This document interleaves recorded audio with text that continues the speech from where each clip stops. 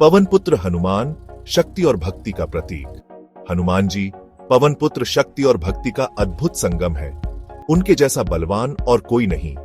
उनकी भक्ति श्री राम के चरणों में अपार है। हनुमान जी साहस और सेवा के प्रतीक हैं।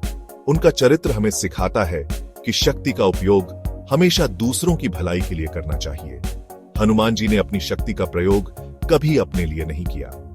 वो हमेशा दूसरों की सहायता के लिए तत्पर रहते थे। हनुमान जी का जीवन हमें प्रेरणा देता है कि हम भी निस्वार्थ भाव से दूसरों की सेवा करें।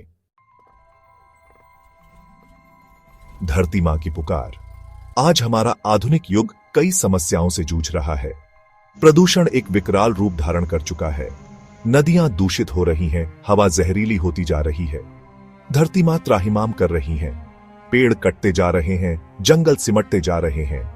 ऐसे में हनुमान जी चिंतित हैं। धरती मां की यह पीड़ा उन्हें विचलित करती है। वो सोचते हैं कि क्या मानव अपनी करनी नहीं सुधारेगा?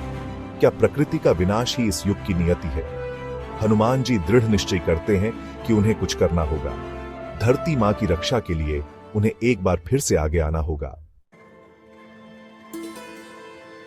तकनीक और तपस्या का मिलन। हनुमान जी समझते हैं कि इस समस्या का समाधान केवल शक्ति से नहीं हो सकता। इसके लिए ज्ञान और तकनीक की भी आवश्यकता है। वो आधुनिक वैज्ञानिकों और पर्यावरणविदों से मिलते हैं। वो प्रदूषण कम करने के नए नए तरीके सीखते हैं। हनुमान जी अपनी शक्ति का उपयोग करके विशाल वृक्षारोपण अभियान चलाते हैं।